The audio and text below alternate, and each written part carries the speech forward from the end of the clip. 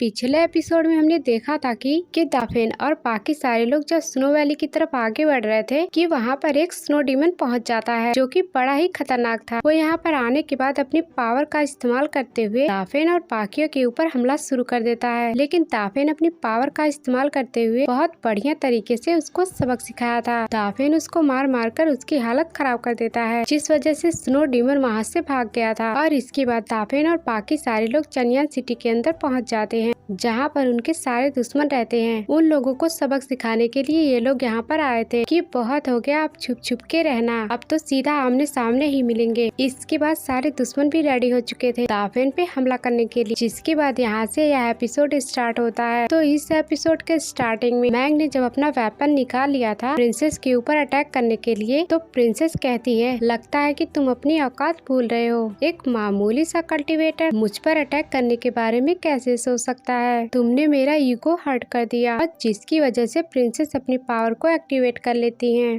जैसे वो अपनी पावर को एक्टिवेट की थी, वहाँ पर एक जोरदार धमाका हो जाता है और किसी को कुछ समझ नहीं आ रहा था कि आखिरकार यहाँ पे हुआ क्या। तो देखते ही देखते वहाँ पर सुजाको वर्ड वहाँ पर पहुँच चुकी थी, क्योंकि प्रिंसेस के पास सुजाको तालिस्मान अभी भी बचा हुआ था। तो उसने उसी तालिस्मान का इस्तेमाल कर लिया। तो जहाँ पर वो सुजाको वर्ड आने के बाद तो सारे के सारे के ऊपर हमला करना स्टार्ट कर देता है। सभी लोग एकदम तंग रह जाते हैं कि आखिरकार ये क्या चीज है, इतना खतरनाक और इतना कमाल का बीस्ट यह प्रिंसेस के पास कैसे आया। यह बीस्ट यहाँ पर अपनी फायर पावर की मदद से सबके सब दुश्मनों को जलाने लग जाता है और चारों तरफ घेरा बना लेता है कि ताकि वह सारे के सारे दुश्मनों को जलाकर मार डाले। कि सभी दुश्मनों को वहाँ पर डर लग गया था और उनकी हालत खराब हो जाती है। मैंग तो एकदम ज्यादा ही डर गया था कि कहीं सच में यह प्रिंसेस मेरी जान ना ले ले। यह तो बहुत ही ज्यादा खतरनाक है, मैंने इसको अंडर एस्टिमेट किया था। लेकिन वो जो सुजाको वर्ड था यहाँ पर आने के बाद सभी को जला के मार क्या डालता है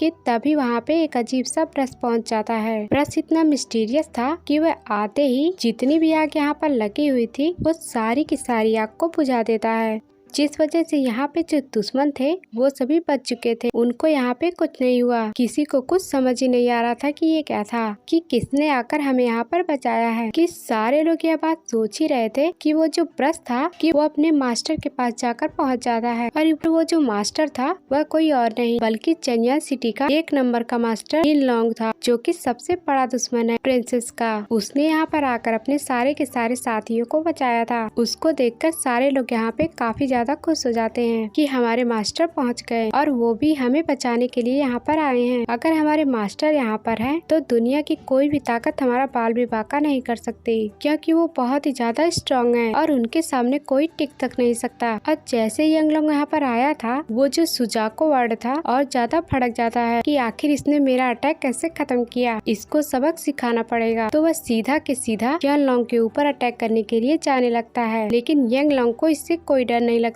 वो अपनी पावर का थोड़ा सा इस्तेमाल करते हुए एक ऐसा अटैक उस सुजाको वर्ड पर करता है कि वह सुजाको वर्ड एक सेकंड के अंदर डिस्ट्रॉय हो जाता है। वह वहाँ पर खत्म ही हो जाता है, जो देखकर सभी लोग वहाँ पे हैरान हो जाते हैं। मास्टर तो काफी ज्यादा स्ट्रॉन्ग है, उन्होंने तो एक बार के अंदर ही उस बीस्ट को खत्म कर दिया। फिर यंगलोंग जो था वो प्रिंसेस से कहता है, आप तो मेहमान की तरह यहाँ पर आई हो ना, तो आपको तो मेहमानों की तरह रहना चाहिए, आप अटैक क्यों कर रही हो, आखिरकार अटैक करके आपको क्या मिलने वाला है। जिस पर प्रिंसेस कहती है कि तुम ना आजकल इतने ज्यादा फेमस हो गए हो कि तुमसे मिलने के लिए इस तरह के कदम उठाने पड़ते हैं, तभी जाकर तुम मिलने के लिए आते हो, वरना तुम मिलने भी नहीं आते। तुमसे मिलना था और कुछ पुराने हिसाब किताब पूरा करने थे, इसीलिए हम यहाँ पर आए हैं। यह सुनकर यंगलोंग कहता है, प्रिंसेस आप यहाँ पर आई हैं और आप यहाँ पे ऐसे खड़ी हैं, मुझे अच्छा नहीं लग रहा है, तो आइए आप मेरे साथ, मैंने आपके लिए एक कमरा बना के रखा है, बिल्कुल आरामदायक कमरा है, वहाँ पे आपको डेली खाना मिला करेगा। यह सुनकर प्रिंसेस उससे कहती है, पहले तो तुम मुझे प्रिंसेस कहना बंद करो, तुम्हारे मुँह से जब मेरा नाम सुनती हूँ ना तो मुझे बहुत ही ज्यादा गुस्सा आता है। और दूसरी बात ये, तुम जिस कमरे की बात कर रहे हो क्या वह काल कोठरी है? तुम मुझे काल कोठरी के अंदर बंद करना चाहते हो? ऐसा सपने में भी नहीं हो सकता, यह तुम्हारी औकात में नहीं है कि तुम मेरा कुछ बिगाड़ सकोगे। तो मुझे काल कोठरी में बंद करना तो बहुत दूर की बात है, मैं कोई ऐसी मामूली लड़की नहीं जो कि किसी से भी डर कर उसके सामने सरेंडर कर दूं। और आज तुम्हें पता चलेगा कि मैं क्या हूँ। और और मैं क्या करके दिखा सकती हूँ। और इसके बाद वो दाफिन को आवाज लगाती है। तो उसके बाद दाफिन उसी चिकन पर सवार होकर पूरे एटीट्यूड के साथ यहाँ पर उड़ते हुए आता है ताकि प्रिंसेस का साथ देते हुए सारे के सारे दुश्मनों से मुकाबला कर सके। और उसे देखकर ऐसा लग रहा था खतरनाक बैटल यहाँ पर शुरू होने वाला है कि सभी लोग हैरान रह जाते हैं कि यह चिकन है कि क्या है और इतनी बड़ी चीज के ऊपर बैठा हुआ कौन है। और इसके बाद प्रिंसेस कुछ टाइम पहले की बात सोचने लगती हैं कि जब उसने दाफिन से कहा था कि दाफिन जब मैं तुम्हें आवाज लगाऊंगी ना तभी आना, और इससे पहले का जो हमारा प्लान है उसको तुम फॉलो करते हुए चलना। तो जो यंग लोग था यह देखकर काफी ज्यादा भड़क जाता है, आखिरकार ये लोग हैं कौन और यहाँ पर आने के बाद ये लोग करना क्या चाहते हैं। और वो खतरे के पहले आने से टालने के लिए एक पावरफुल चैन का इस्तेमाल करता है। तो अपनी चैन की मदद से उस चिकन को कैद कर लिया था कि ताकि चिकन कहीं भाग ना सके। यह सब देखकर प्रिंसेस जो होती है वो वहाँ पर गॉड स्लिंग क्रॉस को बाहर निकाल लेती है। उस क्रॉसबो को देखकर सारे लोग कहते हैं ये क्या चीज है, ये छोटा सा तीर तुम यहाँ पर बाहर निकाल रही हो,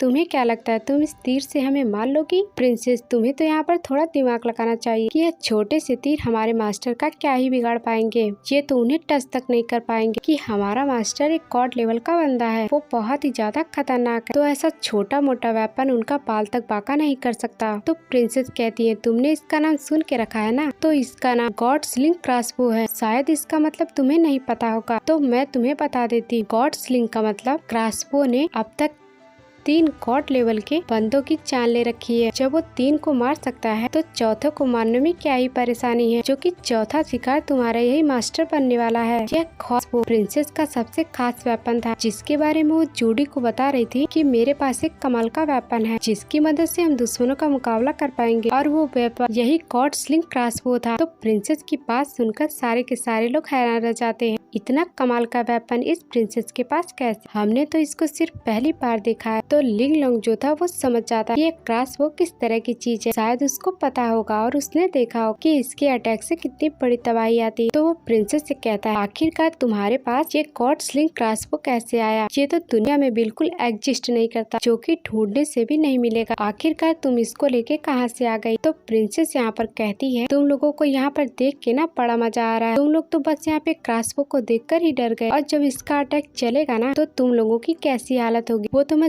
सोच के हंस रही हूँ। तो लिंग लोंग बताओ क्या मैं अटैक करूँ तुम्हारे ऊपर, या तुम्हारी कोई आखिरी ख्वाहिश है, तुम बता सकते हो, मैं कोशिश करूंगी तुम्हारी आखिरी ख्वाहिश पूरा करने की। ये सुनकर लिंग लोंग काफी ज्यादा गुस्सा होता है और वो प्रिंसेस से कहता है चलो ठीक है, तुम्हारे पास एक गॉड स्लिंग क्रॉसबो है और यह अजीब सा चिकन और उसके ऊपर बैठा हुआ ये बंदा, तुम 3 चीज हो यहाँ पर, तो तुम तीनों सोचते हो हमारे पूरी चनियन सिटी पे फाइट करके यहाँ से निकल जाओगे, बहुत ही बड़ी गलती कर रहे हो, यह तुम्हारे जिंदगी की सबसे बड़ी गलती होगी और जिसका पछतावा करने के लिए तुम्हारे पास मौका नहीं मिलेगा। मेरा ये जो जेनियन हॉल है ना, जिस सेक्ट का मैं मास्टर हूँ, वो किसी भी टाइम यहाँ पर आता होगा और उसके बाद जो फाइट होगी ना तो उसके बारे में तुम सोच भी नहीं सकते, इसलिए जितना उछलना है तुम लोग अभी उछल लो। तो प्रिंसेस कहती है मैं यहाँ पर कोई भी बात ओवर कॉन्फिडेंस से नहीं कह रही, जो चीज सच है वही कह रही हूँ। तो तुमने कहा ना जो तुम्हारा जेनियन हॉल है जो यहाँ पर आता होगा, बिल्कुल वह यहाँ पे आएगा, क्यों नहीं आएगा, लेकिन तुम्हारी मदद करने के लिए नहीं, बल्कि एकदम तुम्हारी डरी हुई और घबराई हुई हालत देखने के लिए, तुमसे अपने जान की भीख मांगते हुए आएगा, क्योंकि तुम्हारे जेनियन हॉल का गेम तो पहले से ही बचा कर रखा है, उसका गेम बचाने के बाद ही तुम्हारे पास आए हैं। तो तुम देखना चाहोगे तो तुम कुछ देर और इंतजार करो, तो कुछ ही मिनट के बाद तुम्हारे सेक्ट वाले लोग पहुँचते होंगे तुम्हें बुरी खबर देने के लिए। ये लोग एकदम हैरान रह जाते हैं कि आखिरकार इन लोगों ने कर क्या दिया हमारे सेक्ट वालों के साथ, जिससे कि वो लोग हमारे पास मदद की भीख मांगने के लिए आएंगे। इन लोगों को मेरे सेक्ट के बारे में पता कैसे चला, वो लोग पहुँचे तो पहुँचे कैसे। जिसके बाद हमें आधे घंटे का पहले का सीन दिखाया जाता है। उस टाइम यहाँ पर आने से पहले दाफिन अकेला ही चेनियन हॉल की तरफ बढ़ चुका था, जहाँ का मास्टर यंगलोंग यहाँ पे आने के बाद वह सारे के सारे लोगों को सबक सिखाने के लिए आया हुआ था। वो लोग जैसे ही दाफिन को देखते हैं तो उन लोगों को लगता है कि कोई घुसपैठिया सेक्ट के अंदर घुसने की कोशिश किया, तो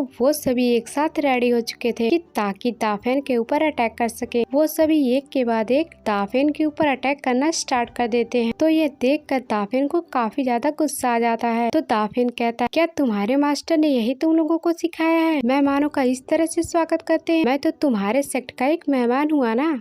और तुमने आते ही मुझ पर अटैक करना स्टार्ट कर दिया। तो जब तुम लोग ऐसा ही बर्ताव करोगे तो मैं तुम लोगों को कैसे छोड़ सकता हूँ। तो दाफेन भी अपनी पावर का इस्तेमाल करते हुए उन सभी के साथ भिड़ जाता है, जिनके बीच में काफी ज्यादा जबरदस्त फाइट होती है। दाफेन अपनी पावर का इस्तेमाल करते हुए जेनियन सिटी के पास जितने भी डिसेबल थे, एक के बाद एक करके सभी को मारे जा रहा था। अकेला पूरे हॉल के डिसेबल के साथ फाइट कर रहा होता है। वो लोग कितनी भी कोशिश क्यों न कर ले, लेकिन दाफेन का मुकाबला नहीं कर पा रहे थे। दाफेन उन लोगों के साथ काफी ज्यादा आसानी से टक्कर दे रहा था। दाफेन सभी को तो हरा देता है, लेकिन उसी में एक बंदा शामिल था जो कि बड़ा ही खतरनाक लग रहा होता है। उसने दाफेन को अच्छी टक्कर दी थी। वह दाफेन के ऊपर एक के बाद एक अटैक करना स्टार्ट कर देता है। दाफेन उसे देखकर कहता है, ये बंदा थोड़ा सा अलग लग रहा है, यह बाकियों से ज्यादा पावरफुल होगा और मुझे लग रहा है इसे थोड़ा अलग तरीके से मजा चखाना पड़ेगा और इस बंदे के ऊपर हमें अलग तरीके से अटैक करना होगा। दाफेन दोबारा से अपनी पावर को एक्टिवेट करना स्टार्ट कर देता है और उस बंदे के साथ फाइट करने लगा था, लेकिन वो बंदा भी पूरी तरह से रेडी होता है। दाफेन का हर अटैक का मुकाबला कर रहा था, उसके ऊपर अटैक ही अटैक किए जा रहा था। इन लोगों की फाइट हो रही तो वहीं पर यंग लॉन्ग इंतजार में बैठा हुआ था कि कब यहाँ पर मेरे सेट वाले आए। उसको यकीन था कि मेरे सेक्ट के डिसेबल इतने कमजोर तो नहीं कि